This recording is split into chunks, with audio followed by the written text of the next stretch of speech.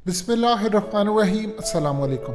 हिंदुस्तान का मुसलमान बेचारा सबसे बदनसीब है। उसकी वजह क्या है? जो जुल्म उनके साथ हो रहा है उसमें कुछ तो पॉलिटिकल पार्टीज जो मुसलमानों के, कुछ कांग्रेसी मुल्ला जो वहाँ के बिके हुए हैं, और कुछ वहाँ पर जो आवाज़ें उठी थी मोदी के आने के बाद, उन आवाज़ों को अब दबा दिया गया है। शाहरुख, सलमान खान और आमिर खान के बाद एक आवाज़ उठी थी इंडिया से, उसका नाम था नसीरुद्दीन शाह। आपको वो क्लिप सुनाएंगे आगे चलकर। उस क्लिप के अंदर उसने मोदी के खिलाफ बड़ी एक चार्जशीट पेश की थी और बड़े अपने अच्छे अंदाज में, एक अच्छे अदाकार हैं।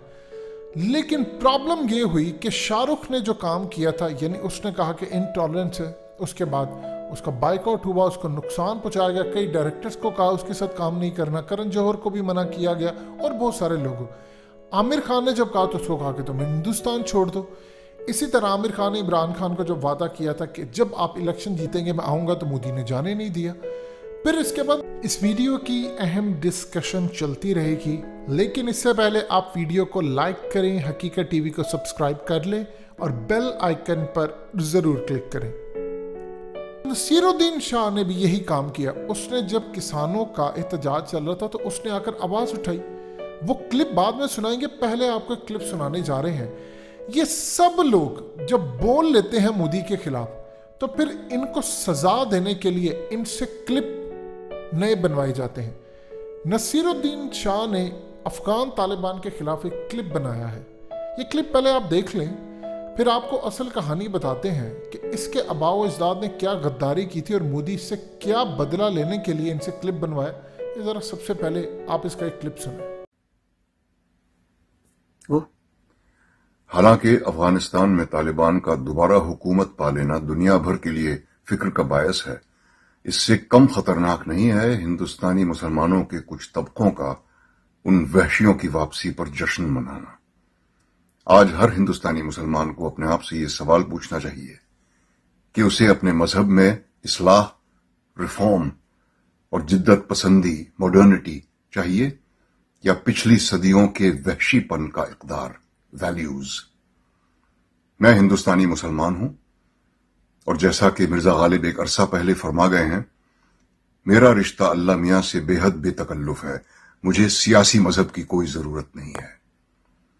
हिंदुस्तानी इस्लाम हमेशा दुनिया भर के इस्लाम से मुख्तलिफ रहा है और खुदा वो वक्त न लाए कि वो इतना बदल जाए कि हम उसे पहचान भी न सकें। आपने इसका एक क्लिप सुना। असल में इसके जो आबाओ अजदाद थे, यानी सैयद मोहम्मद शाह, ये बेसिकली सैयद मोहम्मद शाह नसीरुद्दीन शाह के आबाओ अजदाद हैं, अफगानिस्तान से थे।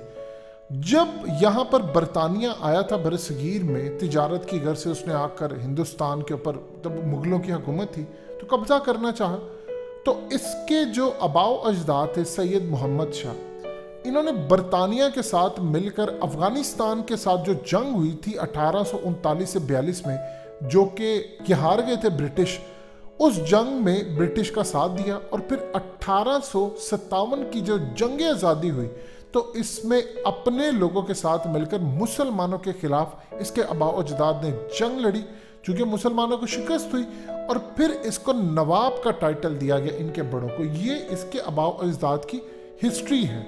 यानी समझ लीजिए इसके आबाओ अजदाद, जिस तरह पाकिस्तान में आज मखदूम है, गद्दी नशीन है, ये सारे के सारे पाकिस्तानी मुसलमानों ने सारी जिंदगी बरतानिया और अंग्रेज़ों के जूते चाटे और उसके बाद उन सबको इनामात दिए गए। तुम फलाना हो, तुम शाह हो, तुम गद्दी नशीन हो, तुम मखदूम हो, तुम ये वो, ये सारे इसी तरह बने। और इसी के साथ याद रखिएगा, आज के दौर के अंदर जो इंडिया में भी है, यानी आज समझ लीजिए इसके आबाओ अजदाद अशरफ गनी, और अशरफ गनी के साथ साथ जिस तरह हामिद करजई टाइप, ये जो सारे लोग अमेरिका का साथ देते रहे, ये वो है असल लोग। अगर खुदा ना खास्ता यहाँ पर जीत जाता अमेरिका, तो आप जानते हैं कि जितने जासूस, चोर, चक्के, ठग, बाज, ये मंजूर पश्तीन टाइप टोला, इनको तो उन्होंने कबीलों के सरदार बना देना था। और इसी तरह इंडिया के मुसलमानों को तालिबान का शुक्रिया अदा करना चाहिए कि अगली बारी इनकी थी। अब तालिबान के होते हुए मुसलमानों को उस तरह मोदी नहीं कर सकता, याद रखिएगा। क्योंकि ओआईसी तो पहले अरब वर्ल्ड से लेकर सारा कुछ तो बिका हुआ था पहले, ना वो फलस्तीन के लिए बोलते ना वो कश्मीर के लिए। आप देख लें, हमें उन्होंने कहा था चूरन बेचना बंद करो कश्मीर का, ये तुम्हारा मसला हमारा नहीं, कहा नहीं हमें अरब वर्ल्ड ने। सो इस पूरे खेल के अंदर इनको देख लें, वो आ गए हैं तो इनकी बचत हो गई। अब वो क्लिप आपको दिखाने जा रहे हैं, ये क्लिप आपने सुना, ये वो क्लिप था जिसने मोदी के खिलाफ बात की थी। तो तब से लेकर अब तक मोदी इन जैसों को फिर पूरी तरह दबाव के बाद इनसे क्लिप बनवाते। यही काम शाहरुख से किया था, यही काम इन्होंने आमिर खान और दीगर से, सलमान खान से भी बाद में किया, पतंग नहीं उड़ाता रहा मोदी के साथ।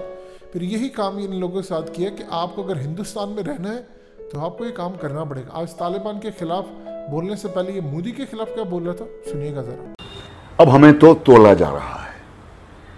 अब इस लॉकडाउन के दौरान ये लव जिहाद का हंगामा उठाने की क्या जरूरत थी? ये सबसे अहम मसला है क्या हमारे मुल्क में?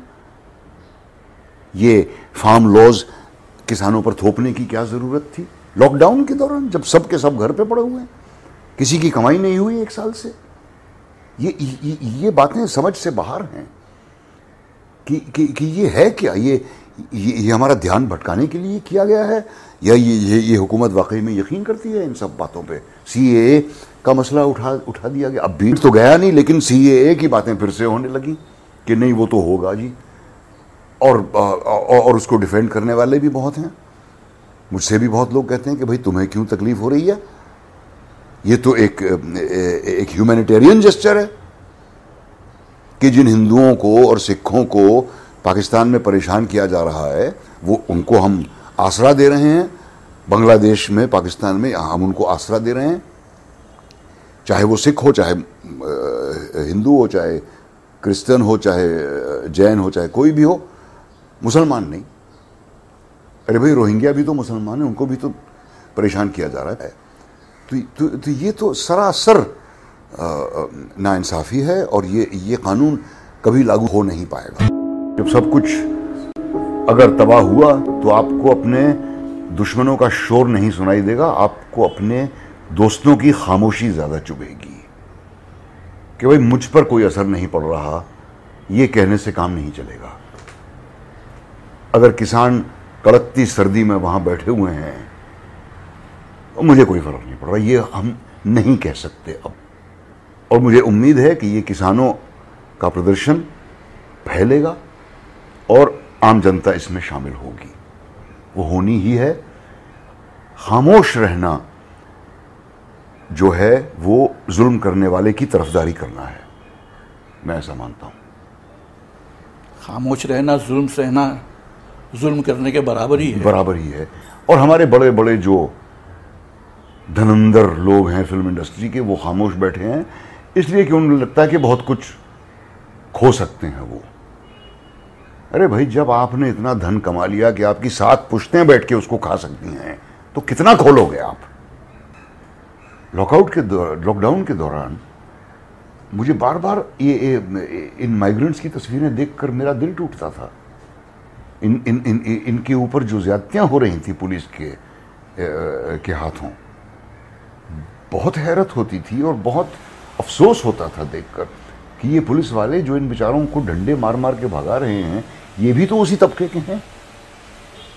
जरा से हालात की बदलाव से हो सकता है ये ही होते सड़क पे और कोई और इनको डंडे मार रहा होता। मेरा दिल बहुत दुखता था ये सब बातें देखकर। फिल्म इंडस्ट्री का जहां तक ताल्लुक है, तो ये एक किसी ने रूल निकाला कि 65 साल से ज़्यादा अगर आपकी उम्र हो तो आप काम नहीं कर सकते। अब ये क्या अहमकाना रूल है कि भाई 65 के हों तो आप ख़तरनाक हैं, 64 के हों तो आप ठीक हैं। और फिर कितने नौजवान लोगों को ये बीमारी पड़ी है। और फिर एक्टिंग का तो पेशा ऐसा है कि बुजुर्गों की तो ज़रूरत पड़ेगी ही, तो कभी ना कभी बुजुर्ग एक्टरों को तो अकोमोडेट करना ही था उन्हें, जो कि कर दिया। ख्याल मुझे आता था कि जो 65 साल का लाइट बॉय है बेचारा, या जो कैमरा अटेंडेंट है बेचारा, या जो तरापे पर बैठा हुआ दिन भर एक इतनी बड़ी लाइट को संभाले बैठा रहता है, या जो यूनिट को चाय पिलाता है, या जो मेकअप करते हैं, या हेयर ड्रेसर जो हैं, या जो डांसर गर्ल्स हैं, या एक्स्ट्राज हैं, या जो स्टंटमैन हैं, इनमें से 65 साल से ऊपर कोई हुआ तो भाई मुझे या परेश रावल को या बच्चन साहब को तो खैर उनकी तो बात ही और है, तो वो तो लोग लेंगे ही, इन लोगों को तो फौरन हकाल दिया जाएगा। ये मुझे बहुत चुभती थी ये बात, और नाइंसाफ़ी लगती थी। और खुदा मालूम जो रेस्टोरेंट में जो वेटर काम करते थे, जो मसालची काम करते थे, जो किचन में काम, उनका क्या हुआ होगा। ये बातें ज़्यादा चुभती थी। दुआ करता हूँ कि इस तबके की मेहनत को, इनके कंट्रीब्यूशन को शायद अब पहचाना जाए। कहने के लिए तब तक कुछ न कुछ बाकी रहेगा जब तक दिल में कोई ना कोई टीस उठती है।